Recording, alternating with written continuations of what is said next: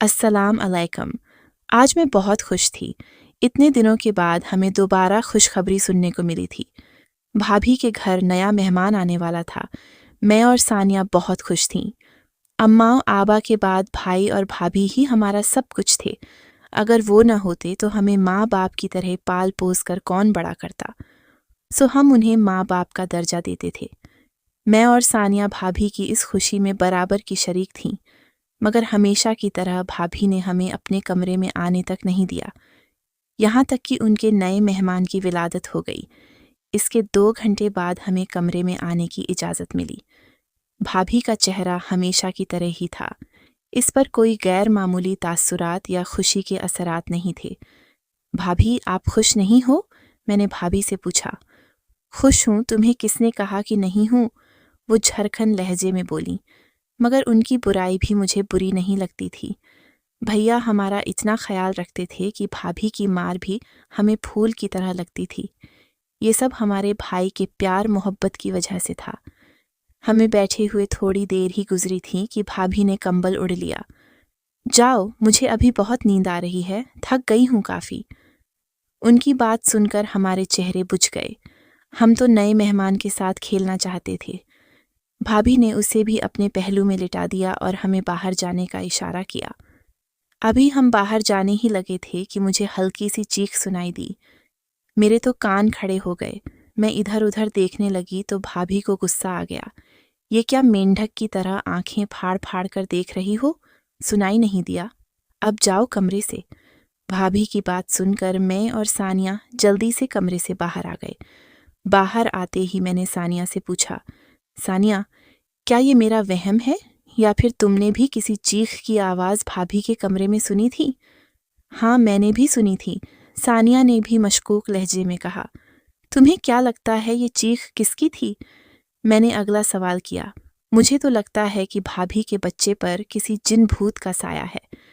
अम्मा कहा करती थीं कि नवजात बच्चों की माँ पर अक्सर जिन्नात आशिक हो जाते हैं और फिर उनके बच्चों को अपनी दुनिया में ले जाते हैं।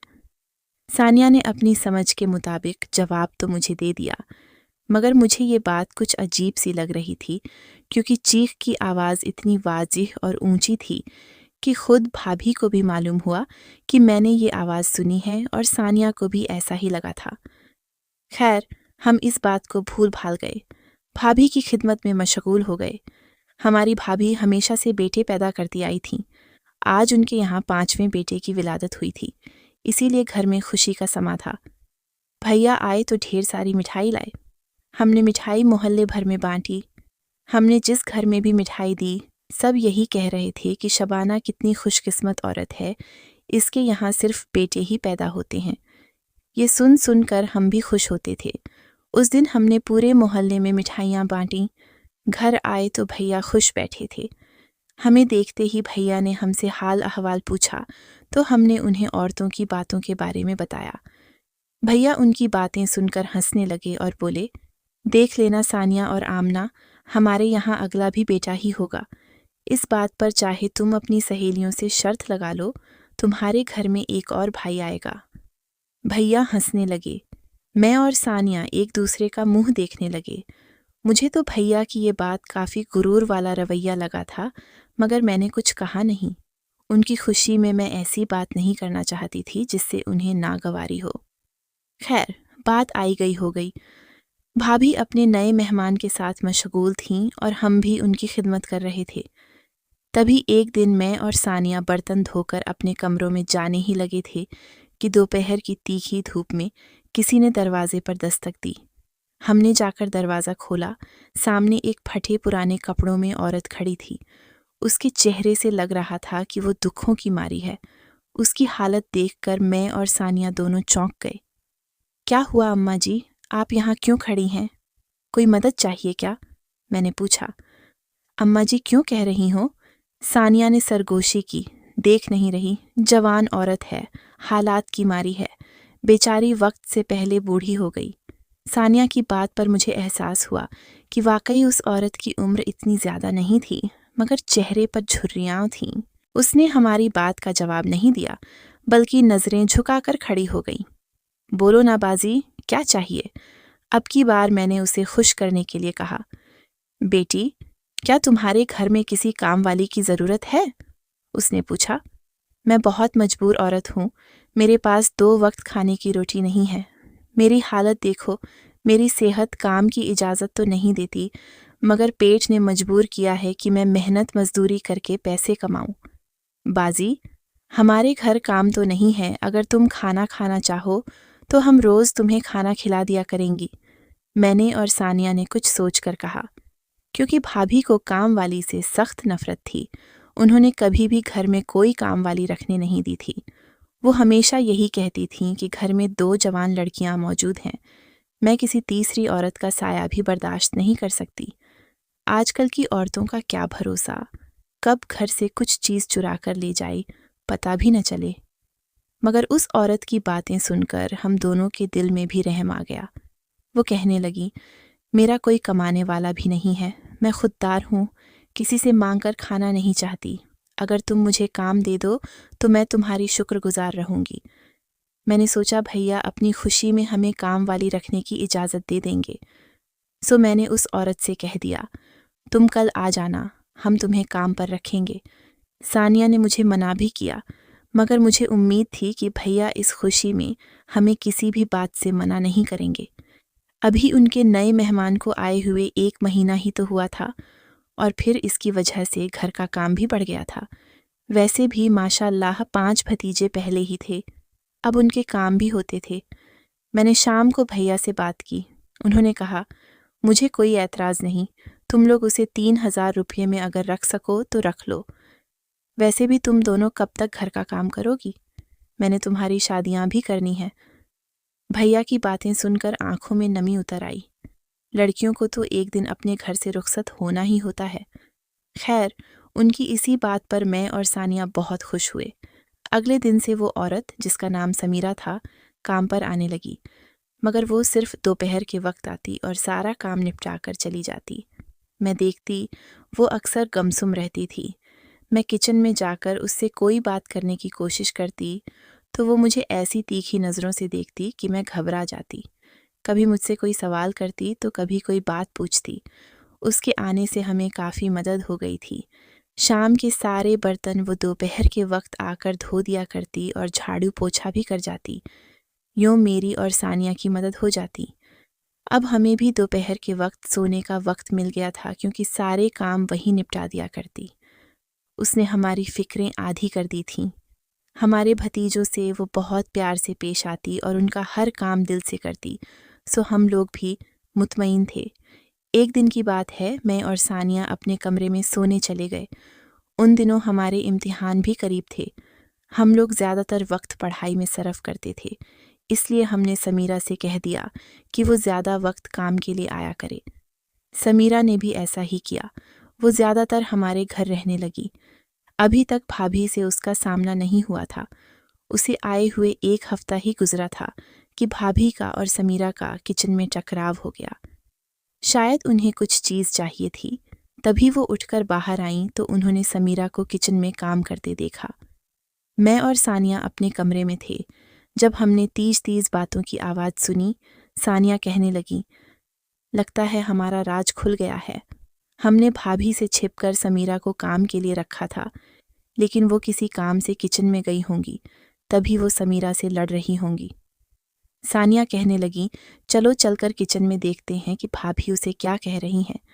हम लोग भी जल्दी से अपने कमरे से बाहर आ गए, मगर अब किचन से तेज आवाज़ों की बजाय चीखें बुलंद हो रही थीं। मेरा तो दिल दहल कर रह गया। हम दौड़े हुए किचन में पहुंचे तो भाभी भी रो रही थीं, जबकि समीरा के पूरे वजूद को आग ने अपनी लपेट में ले रखा था। वो चीखें मार रही थी। हमारी समझ में कुछ न आ रहा था कि क्या करें। भाभी के खुद के हाथ पांव फूले हुए थे। बोली, समीरा बहुत परेशान थी, उसने परेशानी में आकर खुद को आग लगा दी है। मैं इसी बात पर उससे लड़ रही थी कि वो खुद को नुकसान न पहुंचाए, मगर उसने मुझे धमकी दी कि अगर मैंने उसके करीब आने की कोशिश की तो वो अपनी मौत में मुझे भी शामिल कर लेगी। कुछ करो। हम दोनों तो बच्चियां थीं। उस वक्त हम दोनों की उम्रें 20 साल से ज़्यादा नहीं थीं। भाभी शादीशुदा तजुर्बेकार औरत थीं। उन्हें इस तरह हिम्मत हारता देखकर हम भी परेशान हो गईं। हमसे कुछ न हो सका। थोड़ी देर में पड़ोसन भाग कर आ गई। उसने कुछ बचाव की कोशिश की और समीरा को हॉस्पिटल लेकर गई। हॉस्पिटल में समीरा ने जिंदगी और मौत की कशमकश में दम तोड़ दिया। हमें उसकी जिंदगी के खत्म होने का बहुत अफसोस था। हमने उसे खुद काम पर रखा था। काश हमें पता होता कि वो दिल से इतनी परेशान है तो हम कभी भी उसे यूं अकेला छोड़कर न जाते। वो तो खुशबाश दिखती थी। जब से हमने उसे काम पर रखा था वो काफ़ी बेहतर नज़र आने लगी थी, मगर उसने यूं अचानक अपनी जान ले ली। हम तो सोच भी नहीं सकते थे।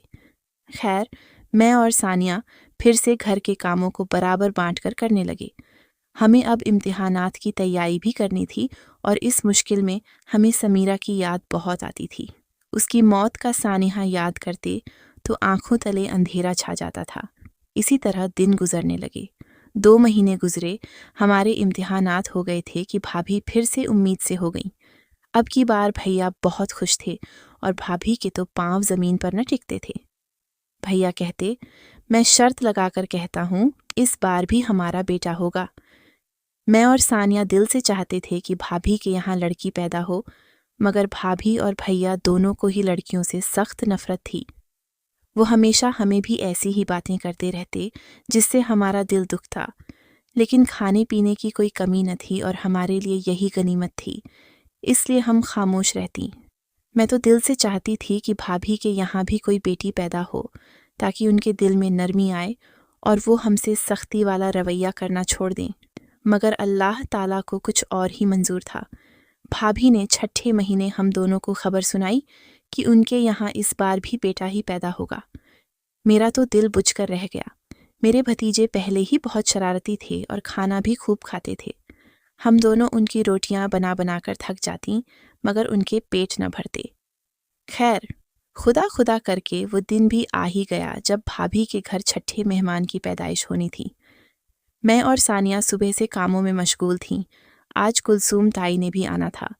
भाभी के यहाँ जब भी कोई खुशखबरी होती, कुलसूम ताई 1-2 महीने पहले ही चक्कर लगाना शुरू कर देती और फिर विलादत वाले दिन 10,000 रुपये का तोहफा और कपड़े वगैरह लेकर जाती।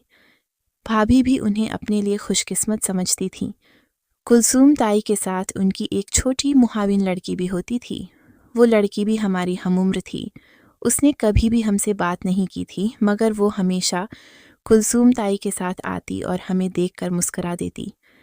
हमारे लिए यही काफ़ी था। हमारा और उसका दोस्ती का रिश्ता यहीं तक महदूद था। लेकिन अब की बार कुलसूम ताई आईं तो उनके साथ वो लड़की मौजूद नहीं थी। काफ़ी देर गुजर गई। कुलसूम ताई भाभी के साथ बैठी बातें कर रही थीं। थोड़ी देर गुजरी कि वो लड़की भी दरवाजे से अंदर आई। हम बाहर सहन में काम ही कर रहे थे, तभी उससे हमारी मुलाकात हो गई। उसका नाम फातिमा था। हमने उसे सलाम दुआ की। वो काफ़ी दोस्ताना रवैया रखती थी। उसके हाथ में एक बैग था जिसमें कपड़े और तौलिए वगैरह रखे थे। मेरे बात करने पर उसकी हमसे दोस्ती हो गई। तब मेरे जहन में न जाने क्या बात आई। मैंने कहा, फातिमा, अगर तुम मुझे अपनी दोस्त मानती हो तो क्या मेरा एक काम करोगी? फातिमा सोच में पड़ गई। हाँ, कहो। देखो, तुम तो वैसे भी देर से आई हो। कुलसूम ताई को ये तो नहीं मालूम कि तुम आई भी हो या नहीं। तुम कोई बहाना भी कर सकती हो कि तुम रास्ते में लेट हो गई थी या फिर किसी ने काम से बुला लिया था। तुम बेशक आधे घंटे के बाद आ जाना। अगर तुम वापस चली जाओ तो कुलसूम ताई के साथ मैं अंदर जाऊंगी। वैसे भी तुमने ये इतना बड़ा दुपट्टा उड़ रखा होता है। कुलसूम ताई को क्या मालूम होगा कि मैं हूं या तुम। मेरी बात सुनकर फातिमा कान को हाथ लगाने लगी। नहीं नहीं, मुझे क्या जीते जी मरवाओगी? ऐसा नहीं कर सकती। कुलसूम ताई मेरी जान निकाल देंगी। क्यों भई, हमारी भाभी हैं, क्या हम उनकी खुशी में शरीक नहीं हो सकते? मैंने कहा, ना बाबा, ऐसी बात मत करो जो मैं कर नहीं सकती। खैर, मैंने किसी तरह फातिमा को मना लिया। वो भारी दिल लेकर वापस चली गई और मैं बैग लेकर कमरे के बाहर खड़ी हो गई। थोड़ी देर के बाद कुलसूम ताई ने मुझे आवाज़ दी, ऐ लड़की, जल्दी से अंदर आ जाओ और दरवाज़ा बंद कर ले। कुलसूम ताई की बात सुनकर मैं कमरे के अंदर चली गई। हल्की हल्की रोशनी थी। मैंने दरवाजे को कुंडी लगा दी। बैग मेरे हाथ में ही था। हैरत मुझे उस वक्त हुई जब कुलसूम ताई भाभी के कमरे से जुड़े एक और कमरे का ताला खोलने लगीं। कुलसूम ताई के पास भाभी की दी हुई चाबी थी। भाभी आराम से अपने बिस्तर पर लेटी थीं। कुलसूम ताई ने कमरे का ताला खोला और फिर दरवाज़ा खोलकर दूसरे कमरे में मुझे आने का कहा। भाभी के कमरे के साथ जुड़ा ये एक और कमरा था, जिसका दूसरा दरवाज़ा बाहर गली की जानब खुलता था और ज़्यादातर ये दरवाज़ा बंद रहता था। कुलसूम ताई ने दूसरा कमरा खोला। ये जानकर मुझे सदमा हुआ कि वहाँ पर एक और औरत बिस्तर पर लेटी थी। वो तकलीफ के मरहले से गुजरने ही लगी थी और उसकी परेशानी उसके चेहरे से देखी जा सकती थी। कुलसूम ताई ने अपना काम शुरू कर दिया। बच्चे की सफाई करने के बाद उसने मुझे चीज़ें समेटने का कहा। मैं हैरान परेशान उसके साथ काम में लगी हुई थी। खैर, बच्चे को अपने हाथ में उठाने के बाद उसे महसूस हुआ जैसे उसके सामने फातिमा नहीं, मुझे पहचान कर वो गुस्से से पागल होने लगी। तब मैंने कहा, कुलसूम ताई, गुस्सा क्यों करती हो? तुम्हारी लड़की बैग छोड़कर चली गई थी। क्या पता उसे कोई काम पड़ गया हो। तुम्हें अपने काम में मुश्किल न हो, इसीलिए मैं अंदर आ गई। बैग तो मैंने कब से उठा रखा है। मैंने कुलसूम ताई से कहा। तो बाहर चल, उसने मुझे सख्ती से कहा। भाभी को भी पता चल गया था कि मैं सारी हकीकत जान चुकी हूँ। भाभी मुझे सटकती नज़रों से घूरने लगीं। तो खुद को बहुत चालाक समझती है ना? मेरी जासूसी करेगी? भाभी ने बिस्तर से उठकर मेरे कान खींच लिए। तुझे शर्म न आई मेरे बारे में जासूसी करती है? भाभी की बातें सुनकर मैं कांप कर रह गई। तो गोया भैया और भाभी दोनों ही इस खेल में शामिल थे, क्योंकि भाभी कितने अरसे से ये खेल खेल रही थीं। उनके यहाँ ऐसी कोई बात नहीं थी। अफसोस तो मुझे भैया पर था, जिन्होंने इस गलत खेल में मेरी भाभी का साथ दिया। भाभी का गुस्सा आसमानों को छू रहा था। अपनी ज़बान बंद रखना जानती है ना? मैंने समीरा को किस हाल में पहुंचाया था। वो भी अपना बच्चा लेने वापस आई थी। अब तो उसकी मौत को याद कर और दोबारा इस बारे में बात करने की ज़रूरत नहीं। तू मेरी ननद है, इसलिए मैं खामोश हूँ। अगर तेरी जगह कोई और होता, उसे मेरा राज मालूम होता, तो मैं उसे जिंदा दफन कर देती। भाभी की सफ़ाकाना बातें सुनकर मेरा तो दिल वाकई कांप कर रह गया। सोच नहीं सकती थी कि भाभी इतनी सफ़ाक और बेरहम निकलेगी। मैं कमरे से कांपती कांपती बाहर आ गई। सानिया ने मुझसे पूछा। मैंने उसे भी कुछ न बताया, मगर मैं जानती थी कि भाभी ने जो किया वो गलत किया। ये तो हमारा इस्लाम भी कहता है कि औलाद इंसान की वही होती है जिसे खुद माँ अपनी कोख से पैदा करती है। भाभी भला इस काम के लिए दूसरी औरतों को पैसे देती थीं, मगर कोई औरत अपनी औलाद को अपनी खुशी से खुद से जुदा नहीं कर सकती, और शायद ये तो खुद भाभी को मालूम नहीं, क्योंकि उसने खुद की औलाद कभी पैदा नहीं की। मैं अल्लाह से दुआ ही कर सकती हूँ कि वो उसे हिदायत दे, क्योंकि मैं जानती हूँ कि वो जो मर्ज़ी कर ले, अल्लाह के कानून को बदल नहीं सकती, न किसी और के खून में अपनी मोहब्बत डाल सकती है। आपको अगर ये कहानी अच्छी लगी है तो इस वीडियो को लाइक कीजिए और इस तरह की ज़्यादा कहानियाँ सुनने के लिए हमारे चैनल को ज़रूर सब्सक्राइब कीजिए। कहानी सुनने का शुक्रिया। आपसे मुलाकात होगी अगली वीडियो में। तब तक के लिए अल्लाह हाफ़िज़।